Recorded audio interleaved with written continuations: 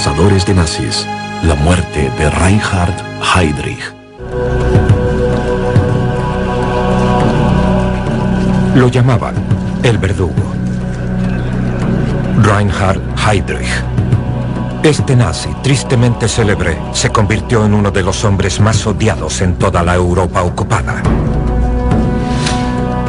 Él era el verdadero cerebro tras la solución final. El hombre que creó el anteproyecto del Holocausto, el asesinato masivo de 6 millones de judíos. Más tarde, gobernaría la Checoslovaquia ocupada con mano de hierro, enviando a miles de checos a la muerte.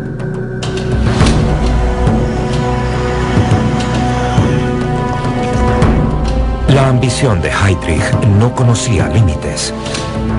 Incluso tenía la ambición de reemplazar a Adolf Hitler. Pensaba que era intocable.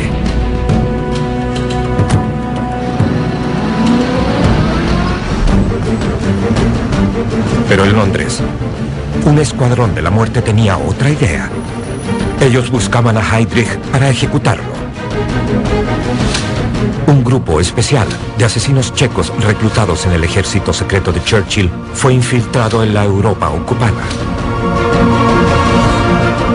Su misión era simple: ir allá y matar a Reinhard Heydrich. Al final, los cazadores de nazis tendrían a su hombre.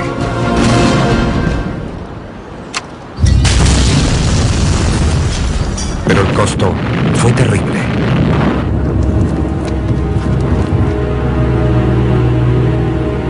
Cientos de personas murieron asesinadas en represalia por soldados alemanes. Ello nos llevó a hacernos una incómoda pregunta. ¿Valió la pena esta cacería de nazis?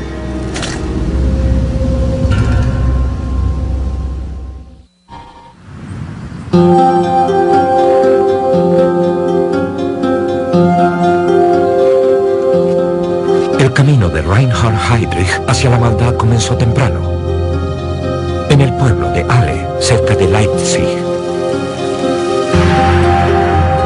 Su padre, Bruno, era músico, pero también había sido acusado de ser judío. Él era el blanco de comentarios racistas. Este acoso afectó al joven Heydrich y fue el comienzo de una temprana obsesión con la raza.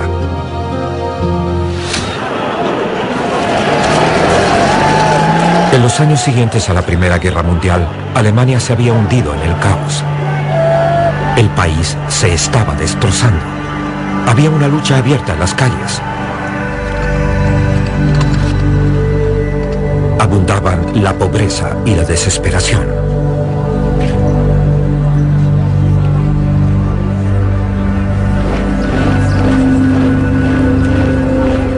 Heydrich se sintió atraído por la política de derecha de Freikorps, una milicia patriótica que estaba en abierta guerra contra socialistas y comunistas.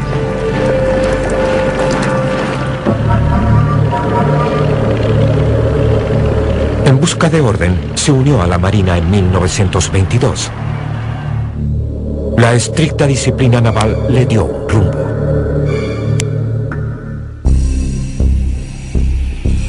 Como cadete en los grupos de entrenamiento de Berlín, Heydrich conoció a Wilhelm Canaris, el hombre que cambiaría su vida para siempre.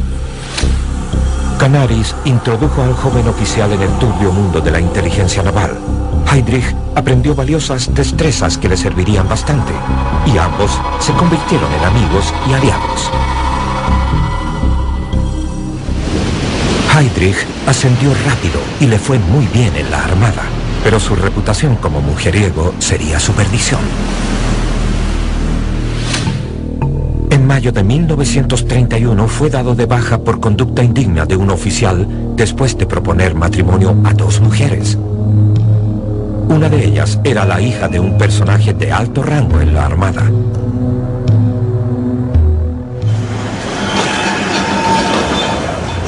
Heydrich estaba sin trabajo en un país sin empleos.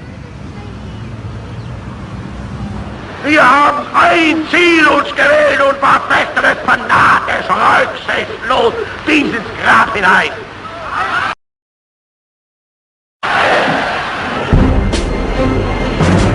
Pero entonces se encontró con Adolf Hitler. El partido nazi pronto le ofrecería a Heydrich una oportunidad de comenzar de nuevo. En junio de 1931 se unió a los nacionalsocialistas y se convirtió en el miembro número 544916 del partido. Poco después, un viejo conocido arregló una cita para que Heydrich se reuniera con Heinrich Himmler.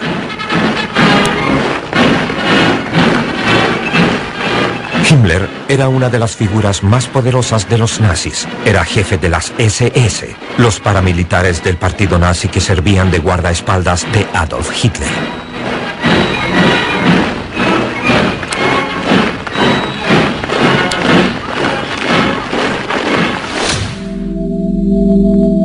Himmler quedó inmediatamente impresionado con Heydrich. Su experiencia en el mundo del espionaje era algo que le podía servir a las SS.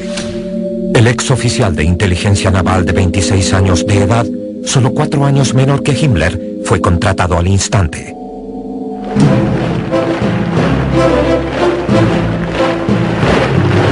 A comienzos de los años 30, las filas de las SS habían aumentado a 50.000 hombres. El papel de Heydrich al interior de las SS pronto creció, gracias a un importante ascenso.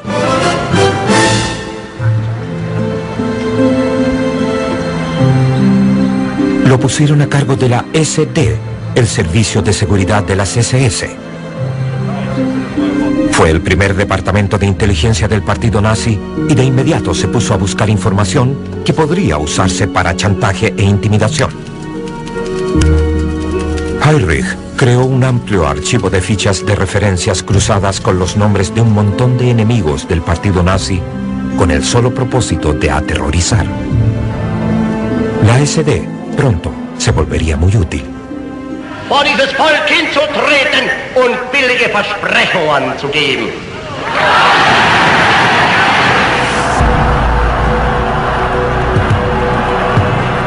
Enero de 1933. Hitler se convirtió en canciller de Alemania. Ahora los nazis tenían poder. El sistema de fichas de Heydrich fue usado para atacar a sus enemigos. Muchos serían golpeados, otros encarcelados y algunos fueron asesinados. En 1934 Heydrich se hizo cargo de la Gestapo, la policía secreta del Estado. Él ahora tenía un poder inmenso. Y pronto se hizo amigo del hombre más importante entre todos ellos, Adolf Hitler.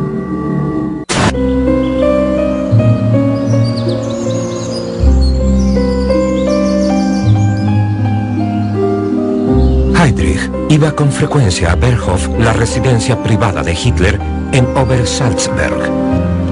Allí se unió al líder de las SS, Himmler, como parte del círculo más cercano del Führer. Las reuniones sociales incluían a toda la jerarquía nazi y sus familias.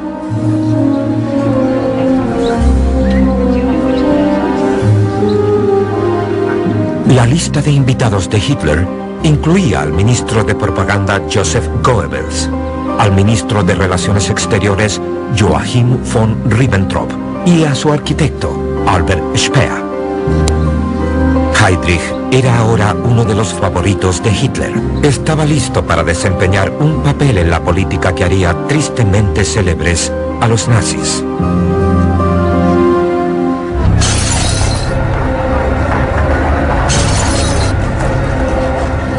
La noche del 9 de noviembre de 1938 fue una fecha que pasaría a la historia. La noche de los cristales rotos vio el saqueo de cientos de sinagogas y de tiendas de propiedad de judíos. Marcó el inicio de una nueva y oscura época. Bajo las órdenes de Heinrich, se arrestó a 30.000 judíos. Fueron enviados a campos de concentración, enormes prisiones construidas para mantener en ellas a los enemigos del Estado. El ex oficial naval pasó de ser un matón político a convertirse en un burócrata del odio racial. A petición de Hitler, las SS idearon un enfoque más sistemático del problema judío. Heydrich fue nombrado jefe de la sección judía del Servicio de Seguridad. En esta etapa, su trabajo era simplemente obligar a los judíos a salir de Alemania. Heydrich creó la Oficina Central del Reich para la emigración judía en Berlín. Su cómplice fue Adolf Eichmann. Eichmann era un joven oficial de las SS que redactó una serie de propuestas para librar a Alemania de los judíos, incluyendo un plan para reubicarlos en la isla de Madagascar, en el Océano Índico. Pero el método que preferían era la emigración forzada a otros países. Las tácticas que empleaban eran la intimidación y la violencia. Pero las ambiciones territoriales de Hitler pronto le permitirían a los nazis tomar un camino más siniestro en relación con los judíos.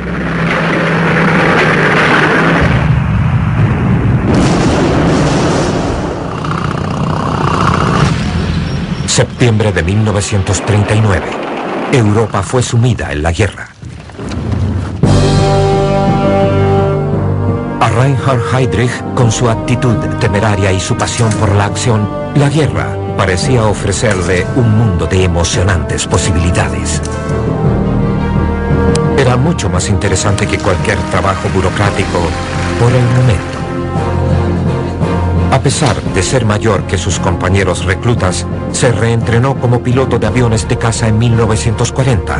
Estaba orgulloso de demostrar que las SS eran guerreros de élite, no solo soldados políticos.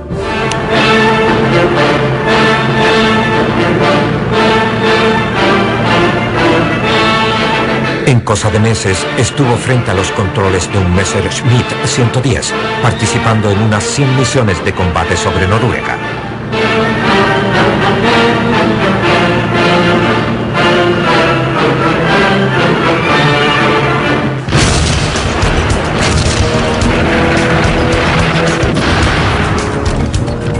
En 1941, cuando la Operación Barbarroja de Hitler atacó a Rusia, él volvió a volar contraviniendo las órdenes de su superior, Heinrich Himmler. Piloteando un Messerschmitt 109, combatió sobre el sur de Rusia.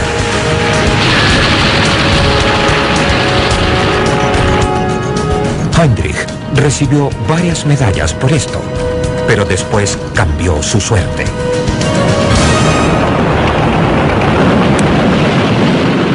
Fue derribado tras las líneas enemigas. Logró regresar a posiciones alemanas, pero no se le permitió volver a volar. En cambio, regresó a la burocracia y a uno de los problemas más apremiantes que enfrentaban los nazis: los judíos.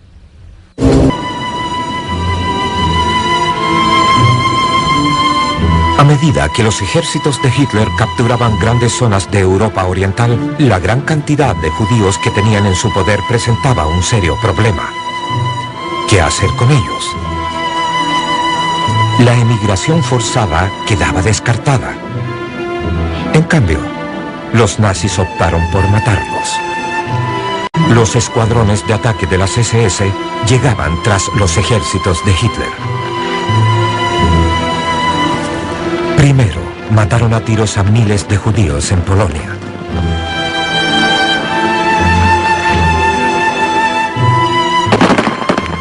Pero todos estos asesinatos significaban un problema, incluso para los insensibles grupos de ataque. Matar en tal cantidad le pasó la cuenta a la moral de los soldados. Se necesitaba un nuevo enfoque, algo diferente, más frío.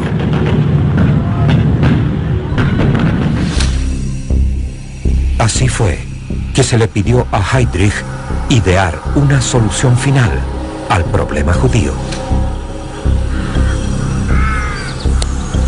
En enero de 1942, en el suburbio berlinés de Wannsee, Heydrich presidió una conferencia secreta para acordar los detalles de la solución final.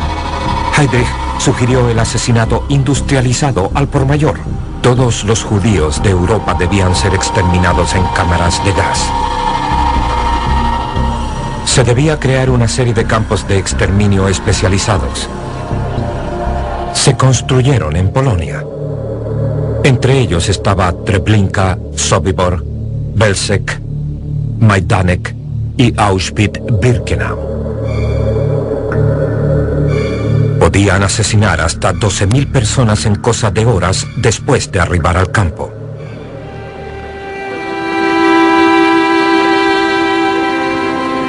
El hombre a quien Heydrich eligió para organizar el transporte del cargamento humano a los campos de exterminio fue su viejo camarada, Adolf Eichmann.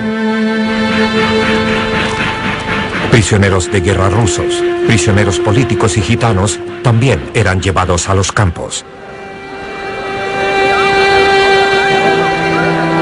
En lo más alto de esta maquinaria de la muerte se encontraba Reinhard Heydrich. Él tenía en sus manos la sangre de 6 millones de judíos.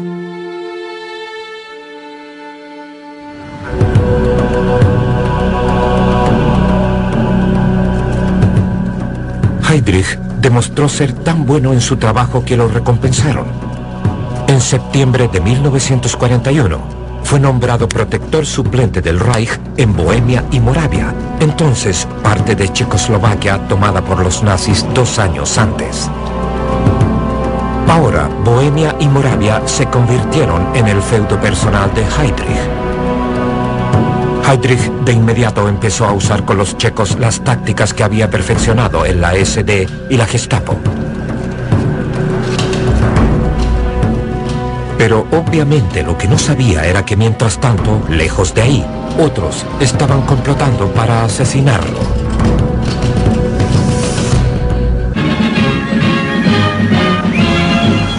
A new government for Czechoslovakia has been organized in Britain.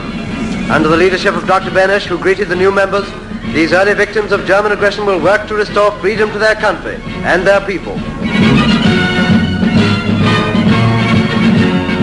Desde 1940, Londres fue el hogar del gobierno checo en el exilio, dirigido por Eduard Benesch, el presidente de la nación obligado a salir del país por los nazis. Estos exiliados estaban deseosos de seguir luchando. Los checos que habían escapado al oeste seguían luchando en las Fuerzas Armadas británicas desde el comienzo de la guerra. This was the first occasion on which the army of our allies from Czechoslovakia has received a visit from the Premier. With Dr. Benesch, their president, he inspected them and took the salute at the march past. En 1941, la primera brigada checoslovaca mixta estaba formada por 3.300 hombres. Entrenaban para el momento en que pudieran volver a liberar a su patria. Mientras tanto, los voluntarios eran llevados a luchar contra el enemigo, en forma menos convencional. En julio de 1940, el primer ministro británico Winston Churchill creó una oscura agencia, el SOE, o Ejecutivo de Operaciones Especiales. El objetivo del SOE era incendiar a Europa, llevando a cabo operaciones de sabotaje y apoyando movimientos de resistencia.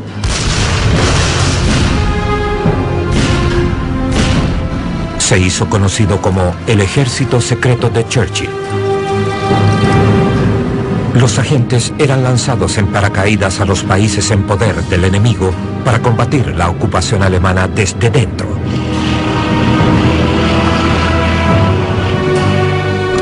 Se establecían enlaces de comunicación con Londres, se reunían datos de inteligencia y se lanzaban toneladas de bombas tras las líneas enemigas.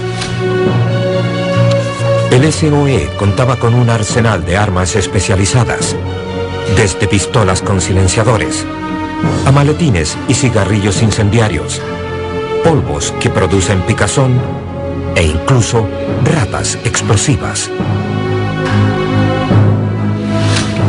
Y por lejos, la más efectiva era el subfusil Sten, una pistola ametralladora de 9 milímetros. Era resistente y podía ser desarmada fácilmente y transportada. Se convertiría en el arma preferida del SOE. A fines del verano de 1941, Benesch estaba cada vez más alarmado por lo que Heydrich le estaba haciendo a su país.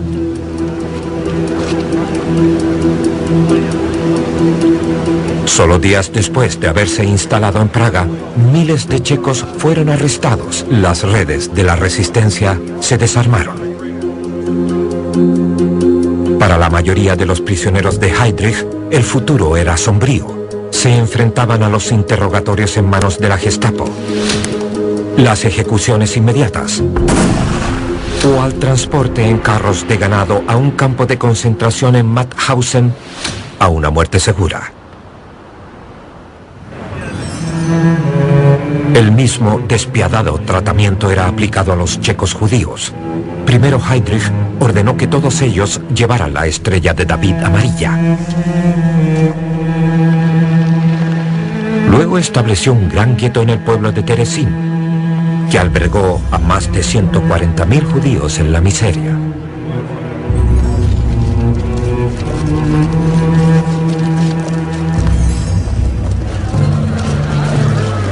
A comienzos de octubre de 1941, Heydrich y su viejo amigo Adolf Eichmann presidieron una conferencia sobre el problema de los checos judíos. Heydrich propuso que a 90.000 judíos del protectorado se les llevara a otro lugar para ser asesinados. Eichmann dijo que no sería un problema. Señaló: usando un método de comprobada eficacia, cada judío puede llevar una maleta o similar sin llave, con hasta 50 kilogramos de pertenencias personales y, para facilitar nuestra labor, alimento para 2 semanas.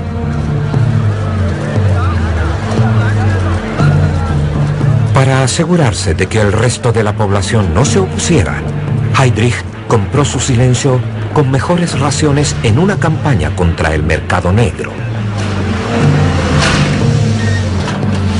El jefe de propaganda de Hitler, Joseph Goebbels, dijo: Heydrich juega al gato y al ratón con los checos y se tragan todo lo que él les pone por delante.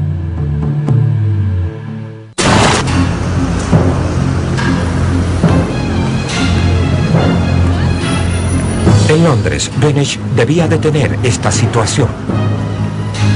Así que recurrió al SOE. Benesch y su gabinete establecieron una serie de medidas, incluyendo el asesinato de destacados colaboradores checos. Pero se prefería un objetivo del más alto perfil. Había 2 alternativas obvias. La primera, Karl Hermann Frank, era el secretario de Estado y jefe de policía de los territorios checos ocupados. Frank había reprimido manifestaciones estudiantiles en 1939 y ejecutado a muchos intelectuales y nacionalistas checos. El segundo objetivo potencial era su superior, Reinhard Heydrich, en persona. Al final, apuntaron alto. Fijaron como objetivo a Reinhard Heydrich. Seleccionaron a 10 hombres, todos jóvenes solteros, de la Brigada Mixta Checa para ser entrenados por el SOE. Incluía un programa de acondicionamiento físico, lucha cuerpo a cuerpo y puntería. De los 10 hombres, 2 fueron seleccionados para matar a Heydrich: Ian Kubich, ex sargento del ejército de Moravia que huyó de los nazis en 1939, y Karel Svoboda, que había servido en la Legión extranjera francesa. Cuando Svoboda fue herido en el entrenamiento, lo reemplazó Joseph Gabčík, un ex camarada de la Legión extranjera. El nombre clave de la misión era Antropoide. Finalmente, la noche del 8 de diciembre de 1941, 7 agentes checos abordaron un bombardero Halifax.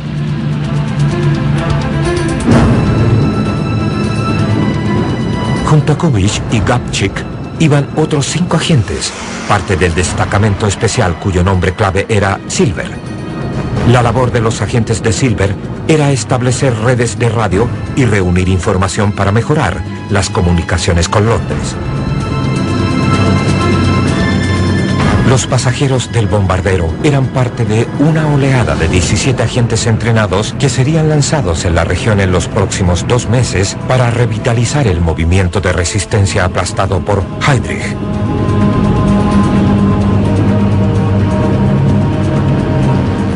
El bombardero se dirigió a la ciudad de Pilsen, unos 96 kilómetros al oeste de Praga.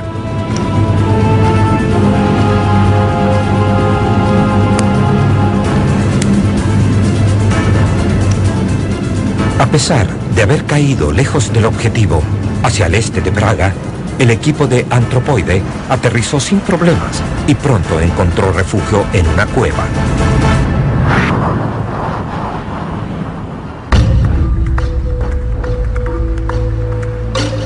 Kubich y Gabčík se contactaron con la resistencia y desaparecieron en Praga. Ellos ahora debían elegir el momento, el lugar y la forma en que matarían a Heydrich. La planificación tomó 5 meses. Mientras tanto, Heydrich, el objetivo de Kubich y Gabčík, elaboraría otro siniestro plan. Bajo la fachada de un programa para erradicar la tuberculosis, todos los checos debían ser clasificados por nacionalidad y raza. Heydrich quería establecer qué sectores de la población eran aptos para la germanización. Cualquiera que fuera considerado no apto físicamente sería trasladado a un campo para matarlo. A comienzos de la primavera de 1942, Kubich y Gabčík estaban a punto de encontrar el mejor método para matar a su objetivo. Ambos habían observado los movimientos de Heydrich y estudiado su rutina diaria. Habían tramado un plan. Pero su misión estaba creando polémicas. Otros agentes temían represalias y medidas masivas y drásticas de seguridad. La comunicación con Londres iba y venía. Los mensajes exhortaban a cancelar la misión Antropoide, pero las advertencias llegaban a oídos sordos. El gobierno checo en el exilio estaba decidido. El 20 de mayo, Beneš dio la luz verde.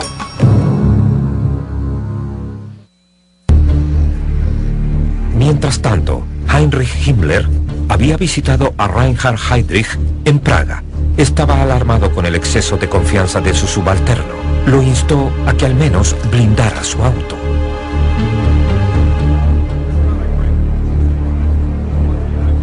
Pero Heydrich no lo hizo. Creía que los checos estaban bajo control y estaba orgulloso de demostrarlo. Su bravuconería pronto le costaría caro. Sus asesinos estaban listos para dar el golpe. Su plan, aunque complejo, ofrecía la mejor oportunidad de éxito.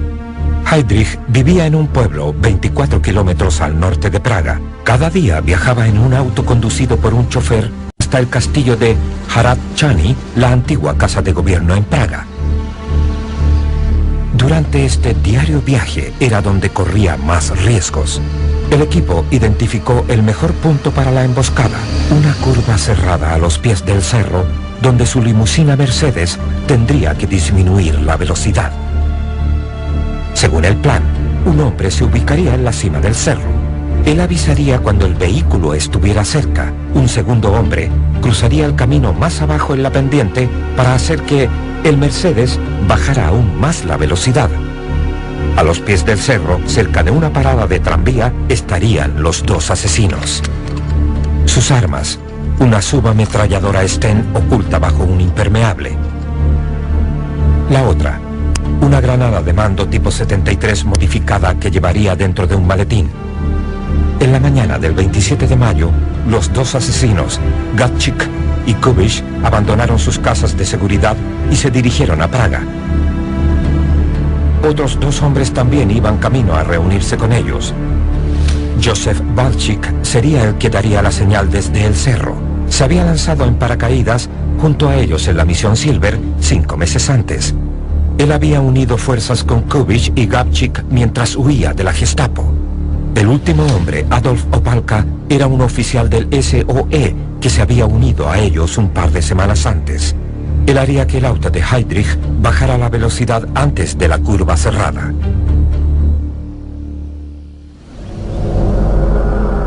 En el punto de la emboscada en el distrito Liben en Praga, los miembros del equipo tomaron sus posiciones. Gabčík alistó su subfusil Sten. Kubitsch preparó su granada. Solo debían esperar.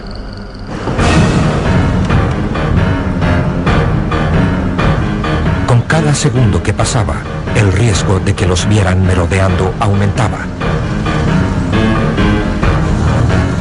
Finalmente, poco después de las 10:30, Balchik señaló que el Mercedes se acercaba. Segundos después, Opalka comenzó a cruzar el camino. Un tranvía daba la vuelta a la esquina.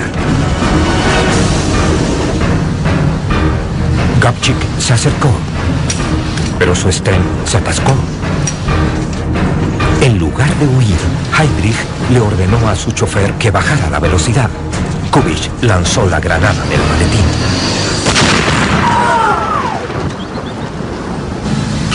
Heydrich es herido por la metralla. Aún así, decide enfrentarse a ellos.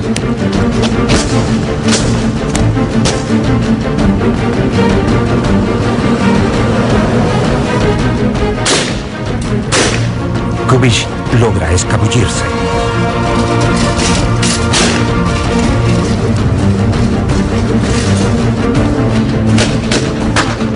Gabčík, sin embargo, fue perseguido por el chofer de Heydrich.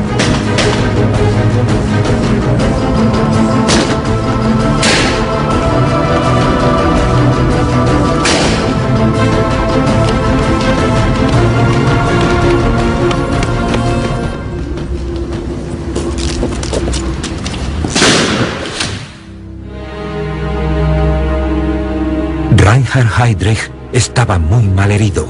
Lo llevaron al cercano hospital Bulovka. La granada había clavado fragmentos de metal, trozos del tapiz del asiento y algunas partes de su propio uniforme en sus órganos vitales. Ahora su vida pendía de un hilo.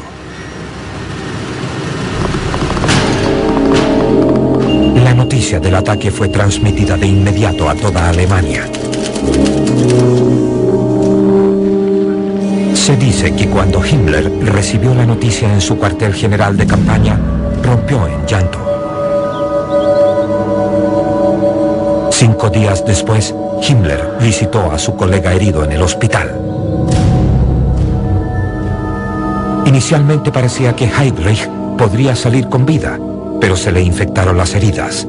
Sin acceso a la penicilina, la septicemia, el envenenamiento de la sangre se generalizó. Reinhard Heydrich murió el 4 de junio de 1942, 8 días después del ataque.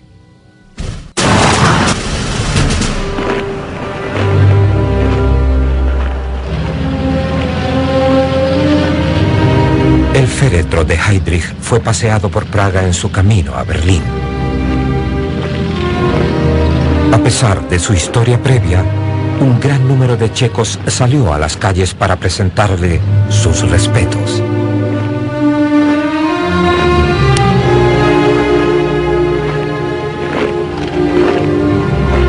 En Berlín, su féretro estuvo en una capilla ardiente cubierto con la bandera de la esvástica.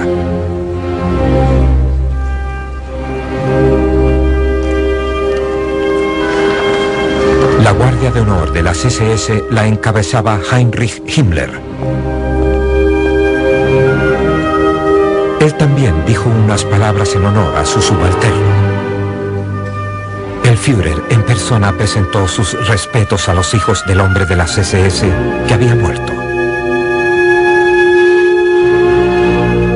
Pero a pesar de todo, hubo especulaciones de que Himmler tuvo algo que ver en la muerte de Heydrich. Circulaban rumores de que Heinrich Himmler había permitido deliberadamente que muriera porque veía a Heydrich como una amenaza. Se decía que le había ordenado al médico de Himmler, quien operó a Heinrich en Praga, que se asegurase de que Heinrich no se recuperara.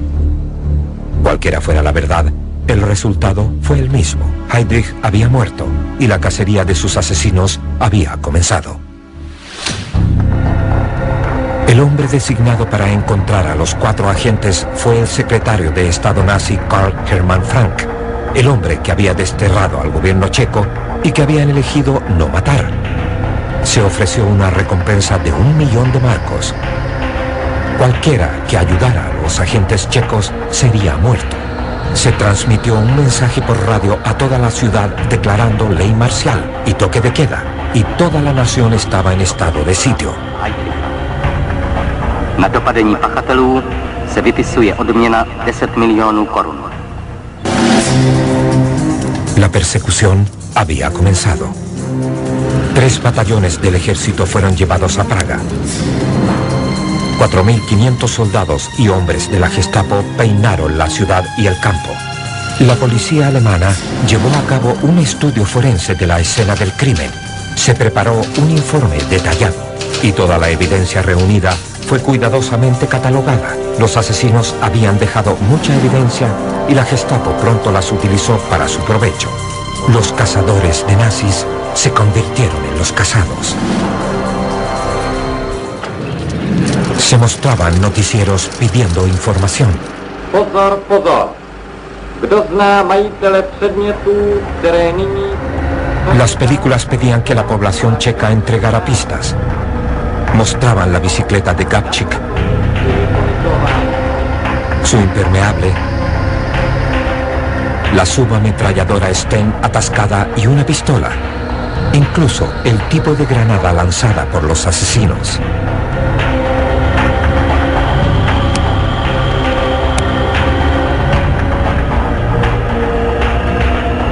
Luego, hubo una serie de acontecimientos que pondrían en entredicho toda la operación.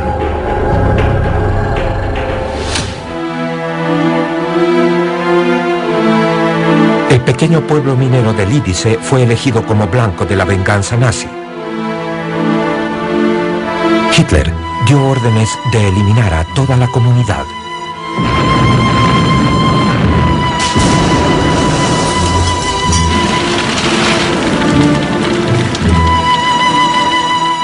Todos los hombres mayores de 16 años fueron puestos en línea y muertos a tiros. 199 hombres fueron asesinados. Las mujeres fueron agrupadas y transportadas al campo de concentración de Ravensbrück, a una muerte segura. Casi todos los niños fueron llevados a otro campo de concentración en Gneisenau. El pueblo entero había desaparecido.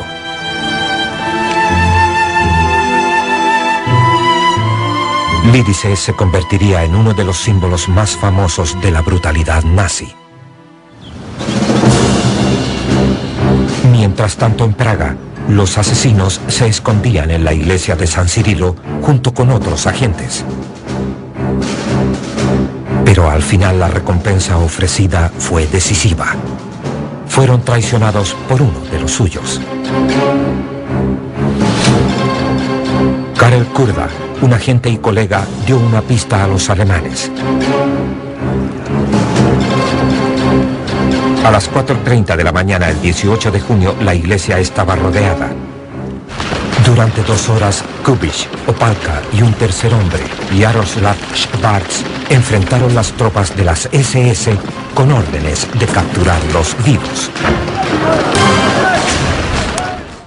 Al final de la batalla, arrastraron sus cuerpos hacia la calle.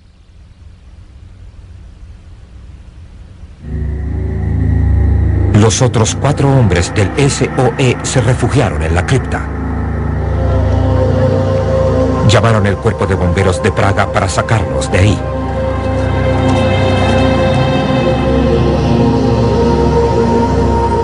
Al final, los agentes checos usaron sus últimas balas contra ellos mismos. Los cazadores de nazis prefirieron la muerte a ser capturados.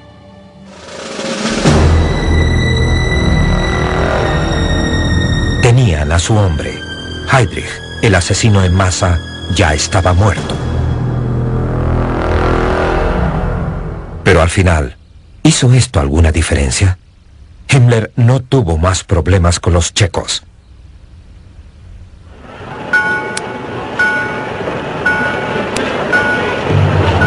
Los noticieros de propaganda nazi siguieron mostrando al asesinato como una atrocidad y a la nación checa unida en el duelo.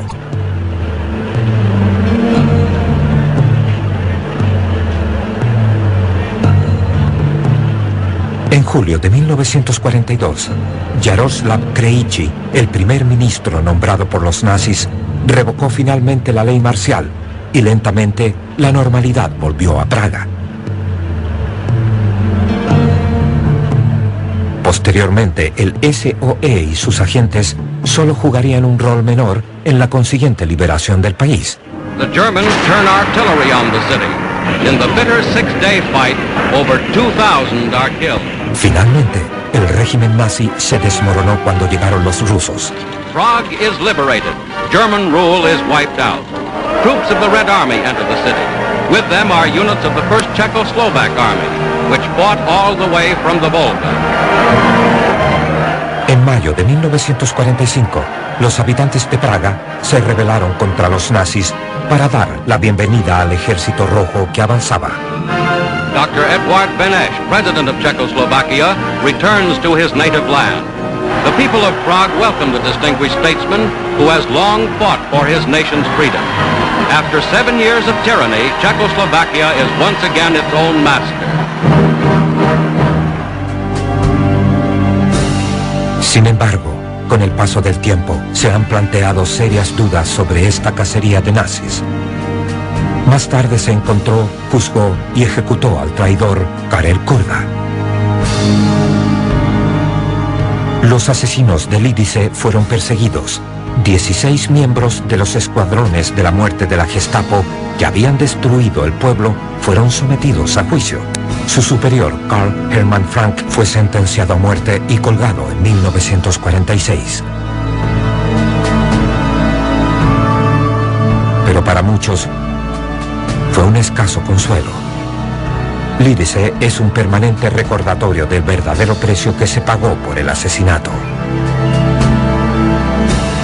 En total, se ejecutó a unos 5.000 checos en venganza por la muerte de Heydrich. Nadie podría negar que Reinhard Heydrich obtuvo lo que con creces se merecía. Pero aún ahora, muchos se preguntan si esta cacería de nazis valió la pena.